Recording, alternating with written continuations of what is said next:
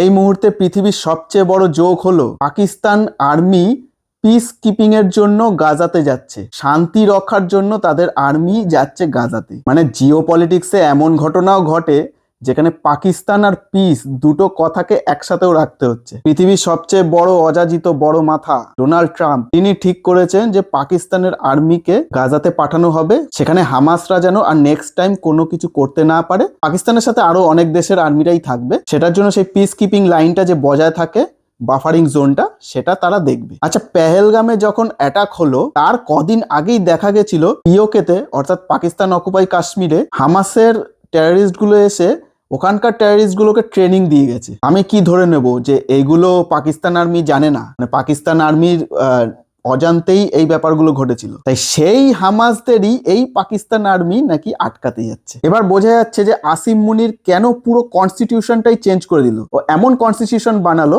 যেখানে কোনো কেউ, ওদের দেশের তো কেউ বাদই দিলাম, কোর্টও পর্যন্ত ওর বিরুদ্ধে যেতে পারবে না। কারণ পাকিস্তানের আর্মি যাবে গাজায় ইসরায়েলের সাপোর্ট করতে।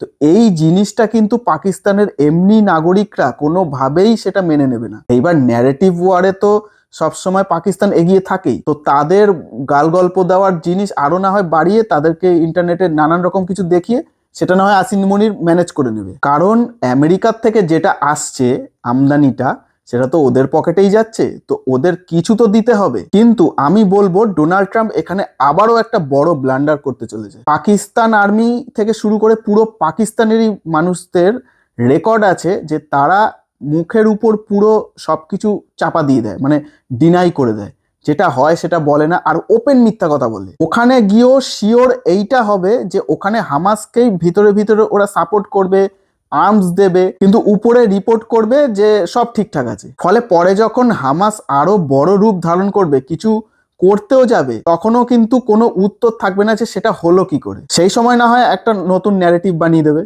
এরকমই কিছু একটা ব্লান্ডার করতে চলেছে। আর এই জিনিসটা ইসরায়েল কিন্তু বুঝতে পেরেছে, কারণ অলরেডি ইসরায়েল তুর্কির আর্মিকে ব্লক করে দিয়েছে, বলেছে তুর্কির আর্মি আমার দরকার নেই, কারণ তুর্কিদের ওরা বিশ্বাস করে না। এখন আস্তে আস্তে পাকিস্তানের আর্মির উপরেও ওদের নজরটা যাচ্ছে। কিন্তু ইসরায়েলের প্রেসিডেন্ট নেতানিয়াহু ও নিজেও তো খুব ডোনাল্ড ট্রাম্পকে উঁচুতে তুলে দিয়েছে এরকম একটা সিচুয়েশন তৈরি করার জন্য। কিন্তু ডোনাল্ড ট্রাম্প তো রয়েছে ডোনাল্ড ট্রাম্প, সে তার ফেভারিট ফিল্ড মার্শাল তাকেই পাঠাচ্ছে, মানে টেররিস্ট আর আর্মি, যেই আর্মির সাথে খুব বড় লিঙ্ক, তাদেরকেই পাঠাচ্ছে টেররিস্টদের আটকাতে। তাই বলবো বছরের শেষে জোক অফ দ্য ইয়ার বানিয়ে দিয়ে গেল আমাদের ডোনাল্ড ট্রাম্প।